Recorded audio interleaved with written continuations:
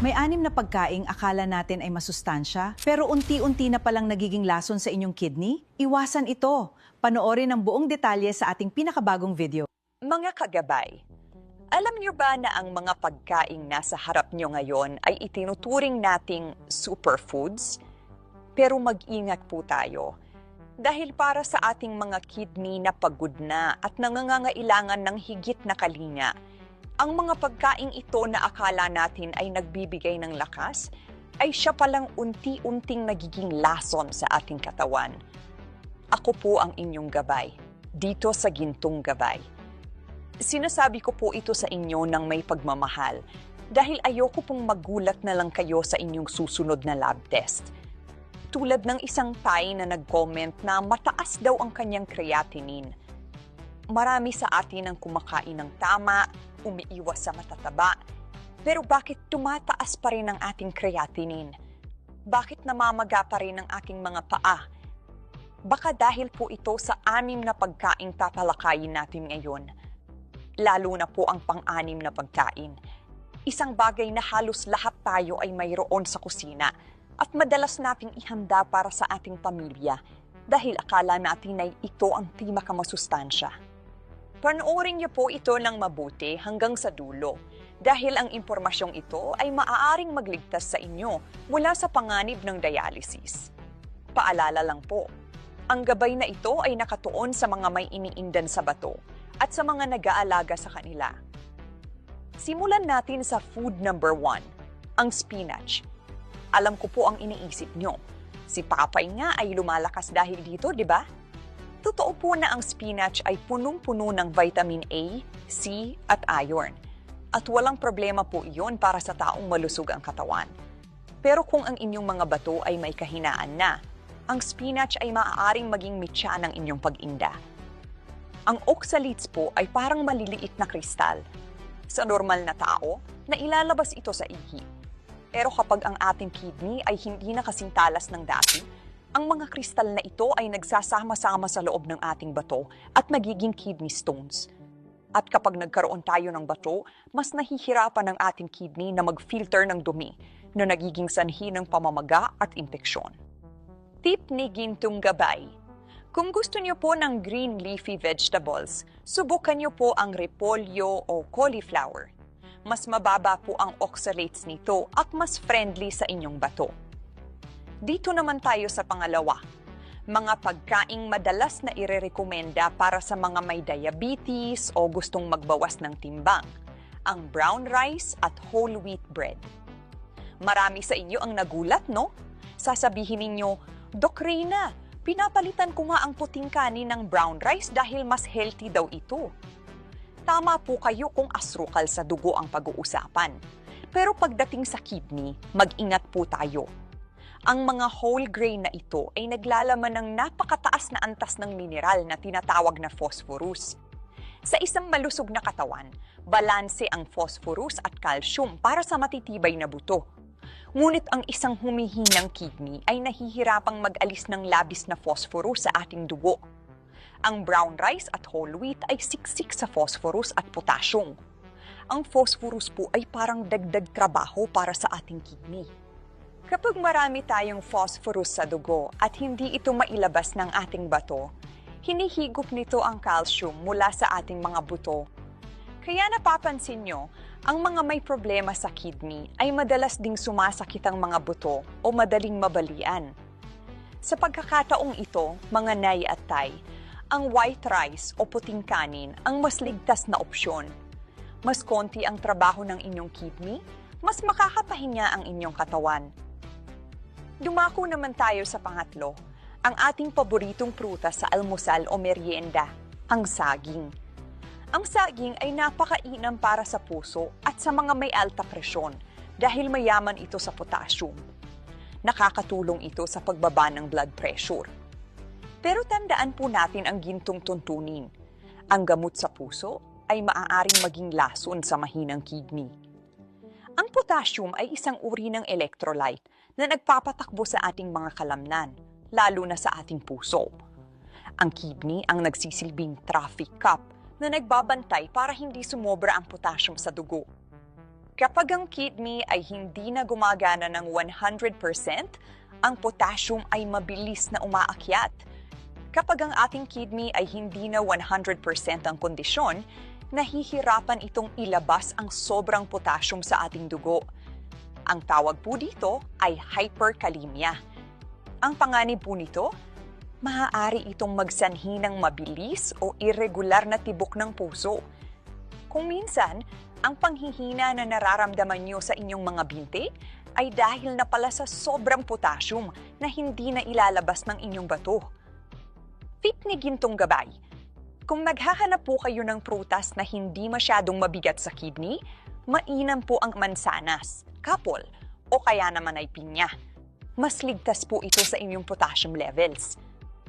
Ang pang-apat ay alam kong napakahirap iwasan dahil ito ang pinakamabilis na lutuin kapag nagmamadali. Ang mga delata o canned goods tulad ng sardinas, tuna o corned beef, kahit pa ang nakasulat sa label ay low-fat o organic. Mga nay, mga tay, bakit ba tumatagal ng buwan o taon ang pagkain sa loob ng lata nang hindi nasisira? Dahil po ito sa sodium o asin. Ginigisa natin ito, pinapapak, at kung minsan ay idinadagdag pa natin ang sabaw nito sa ating kanin.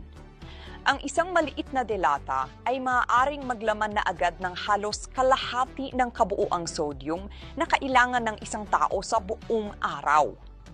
Kapag ang kidney ay bombarded o punong-puno ng sodium, hindi na nito mailabas ang labis na tubig sa katawan.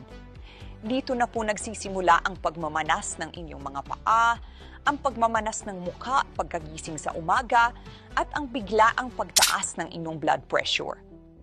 Ang mataas na pressure na ito ay parang malakas na agos ng tubig na sumisira sa mga pinong ugat sa loob ng inyong kidney. Unti-unti silang napupunit at nasusugatan hanggang sa tuluyan ng matuyo ang inyong mga bato. Tip ni Gintong Gabay: hanggat maari po, mas piliin ang sariwang isda o karne. Kung hindi naman po maiwasan ang delata, ugaliin pong banlawan o hugasan ang laman nito sa malinis na tubig para mabawasan ang alat bago lutuin. Panglima sa ating listahan, at ito ay madalas nating panulak pagkatapos kumain, lalo na kapag mainit ang panahon, ang mga maitim na soft drinks o dark-colored sodas. Alam naman nating lahat na masama ang soft drinks dahil sa asukal. Pero para sa kidney, may mas malalim na dahilan kung bakit bawal na bawal ito. Ang mga manufacturer ng mga maitim na soft drinks na ito ay naglalagay ng tinatawag na phosphorus additives o phosphate salts. Ginagamit ito para maging kaakit-akit ang kulay, mapanatili ang lasa, at humaba ang buhay ng produkto. Kanina, pinag-usapan natin ang phosphorus sa brown rice, di ba? Ang kaibahan po, ang phosphorus sa mga natural na pagkain tulad ng butil ay hindi buong naa-absorb ng katawan natin. Mga 50% lang. Ngunit ang phosphorus additive na nasa soft drinks, ito po ay chemically processed. Ito ay mabilis na sinisipsip ng ating bituka at tumidiretso sa ating dugo.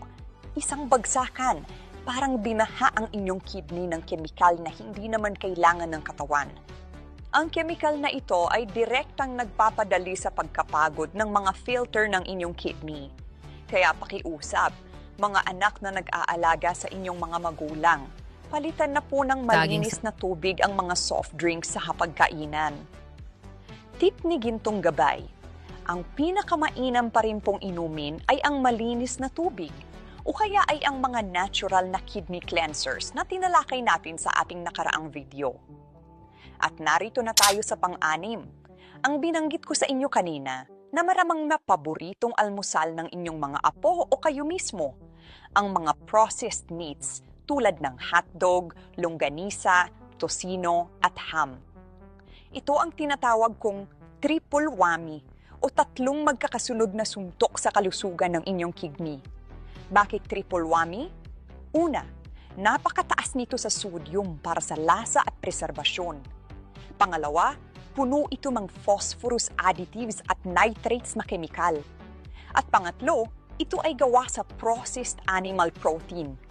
Ang labis na protina mula sa processed meat ay naglalabas ng maraming acid sa ating dugo. Ang ating kidney ang kailangang magtrabaho ng dobleng o triple ng lakas para ma-neutralize ang acid na ito.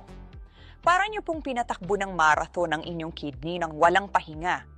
Sa katagalan, bibigay po talaga ang ating bato kung ito ang talagi nating kinakain.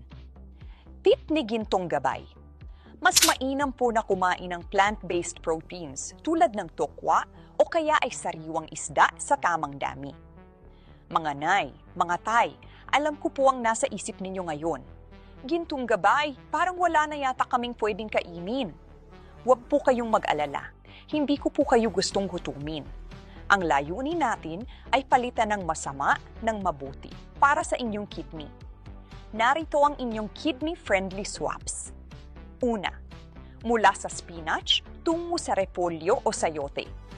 Kung gusto nyo ng gulay sa tinola o sinigang, gumamit po tayo ng repolyo, sayote o upo. Ang mga ito ay mababa sa oxalates at potassium, kaya cool lang ang inyong kidney.